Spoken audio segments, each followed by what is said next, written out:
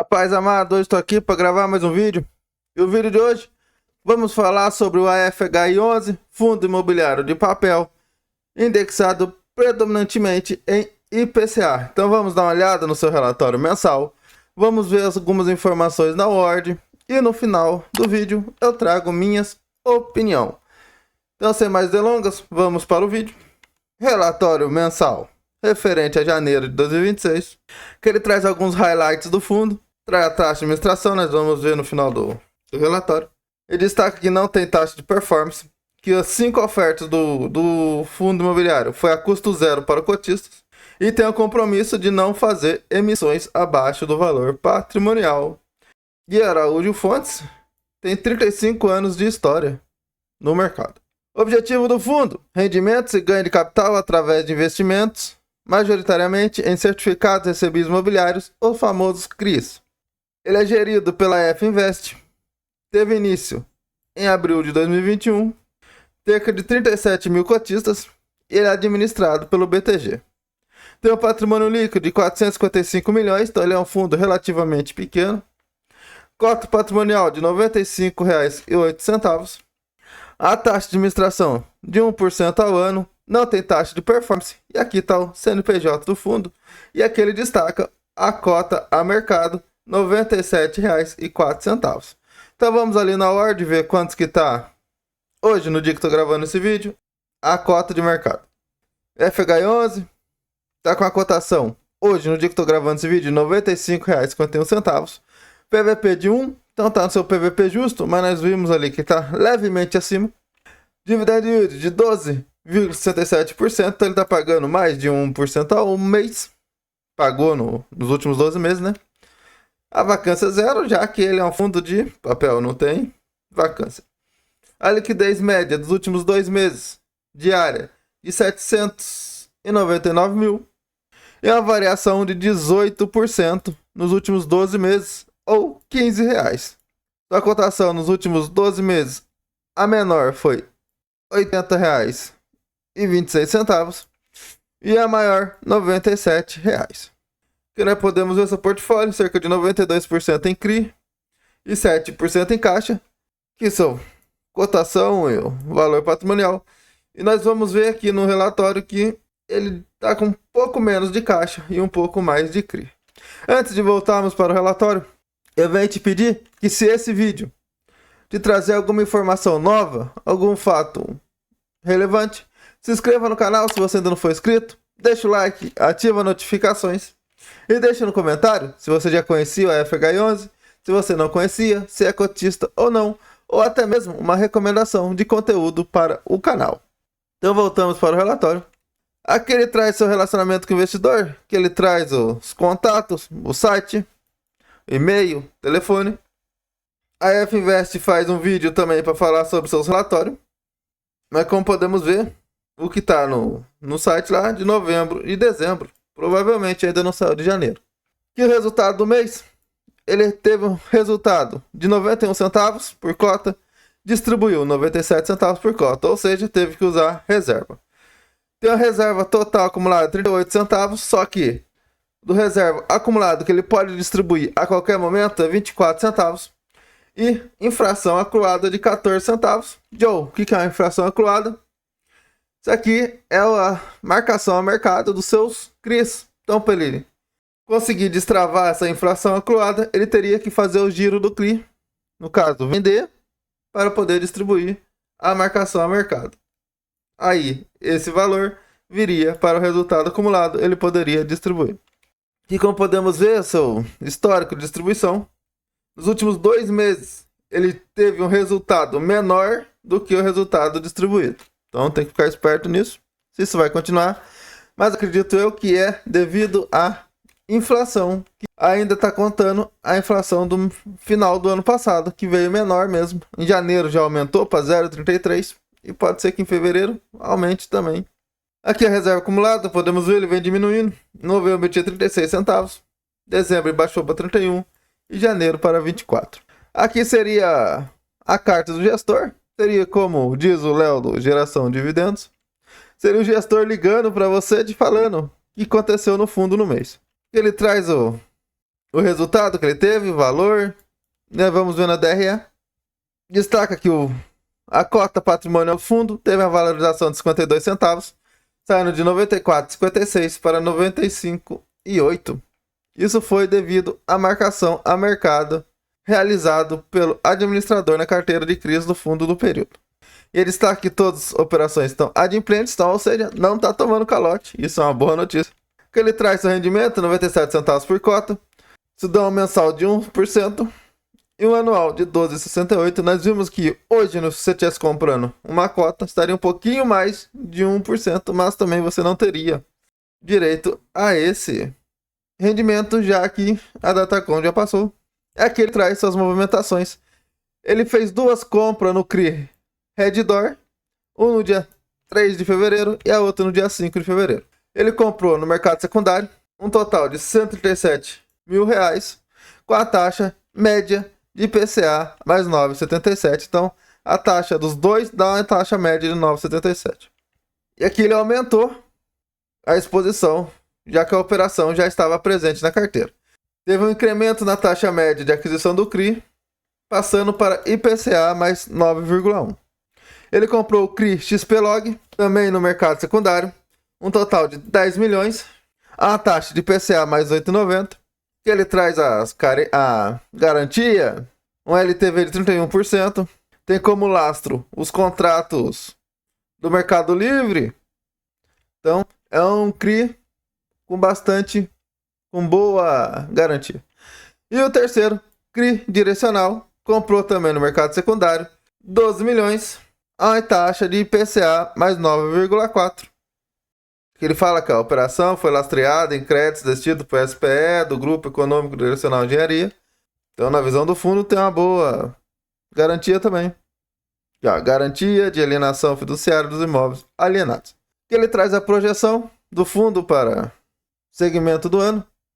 Ele destaca que em janeiro o resultado do fundo foi negativamente impactado por 2 fatores. O primeiro, a redução na receita de correção monetária dos CRIs, indexada a IPCA, na competência de janeiro. O IPCA de novembro, que é referente, que saiu, que é 0,18, então foi menor.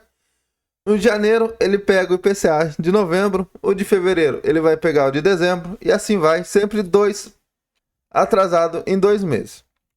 E o segundo, menor quantidade de dias úteis. Ele destaca os 3 CRIs que ele comprou, é high grade, e ele teve também um pré-pagamento do CRI Tenda pós-chave. Isso deu um incremento na posição do caixa do fundo de 1,7 milhão. Aqui ele traz mais detalhadamente. Esse pré-pagamento teve uma TIR analisada de 17,99%. Então, uma ótima TIR. Teve uma taxa média de aquisição de CDI mais 5,5%. Então, uma ótima taxa, né? CDI hoje está 15%, então daria uns 20% ao ano. Então, uma ótima taxa. Aqui, a DRE do fundo. Ele tem um total de receita de 4,7 milhões. 421 mil reais de despesas. Teve um resultado de 4,3 milhões. E distribuiu 4,6 milhões. Ou teve um resultado de 91 centavos por cota. Distribuiu 97 centavos. E está com uma reserva de 23,7 centavos por cota. Aqui o histórico de cotistas. Teve um leve incremento de cotista, cerca de 0,73%. Saiu de 37.600 para 37.800. Pouco mais de 200 cotistas. Cotação patrimonial também teve um leve incremento, como nós já vimos lá em cima, cerca de 0,55%. Aqui a composição da carteira. Podemos ver uma carteira muito bem pulverizada, muito bem diversificada, mas tem alguns pontinhos de atenção. Para começar, ponto positivo. Tem apenas 2 CRIs que representam acima de 4% da carteira, mas temos que ficar esperto. Ele tem alguns CRIs repetidos, uns CRIs diferentes para os mesmos devedores. Tem aqui, eu destaquei o direcional, tem um direcional, 2, tem 4 CRIs do direcional, terceiro CRI, quarto CRI. Ele tem um total de 69 CRI, para o número que ele tem de dinheiro em caixa, valor patrimonial, pelo valor patrimonial que ele tem, tá com um CRI bem diversificado, então só tem que ficar esperto nesses CRIs diferentes para o mesmo devedor. Diferentemente do POR de 11, que eu fiz a análise dele quarta-feira. Eu vou deixar aqui em cima do vídeo o card dele. Você dá uma olhada lá e faz a comparação da carteira de CRI do Pord 11 com do AFHI11. Aí você volta nesse vídeo ou até mesmo lá no Pord 11 e deixa no comentário o que você achou. Tem 3% de caixa. E aqui a distribuição por devedor, nós podemos ver que a maior exposição por um CRI é de 4%. E aqui no direcional, que é o seu principal devedor, está de 7,68%, que é a soma dos 4 CRIs diferentes para o mesmo devedor. Seguido para o grupo Mateu de 6,8% e o Atacadão de 4,56%. Aqui a segunda carteira, ele tem 3 CRIs diferentes. O primeiro, cerca de 70% do portfólio, ele é indexado a IPCA, com a taxa média de IPCA mais 8,59%. Então, voltando, aqui nós podemos ver, todas as suas aquisições do mês foi com uma taxa acima da sua taxa média. Com isso, aumentou a taxa média do fundo. Isso é muito bom. Ele tem cerca de 25% dos CRIs indexados a CDI, com a taxa média de CDI mais 2,81%. E 1,54% em pré-fixada, com uma taxa de 16,64%. Aqui as operações dele, CRI direcional e o CRI XPlog. Eu só destaquei o tipo de risco, um é contratual e o outro é pulverizado. E como nós já vimos lá em cima, é tudo high grade. Aqui traz a alocação do fundo, por indexador 72,43% é IPCA, 25,98% CDI, e 1,59% pré-fixado, 96,95% está indexado a CRI e 3% em caixa. Então, diferente de alguns fundos imobiliários de papel também, ele é um fundo puro sangue CRI. Ele só tem CRI na sua carteira, não compra outros fundos imobiliários. Na minha visão, ponto positivo. Por tipo de risco, 48% contratual, 26% pulverizado e 24% corporativo. 69% da sua carteira é high grade o risco e 30% high yield.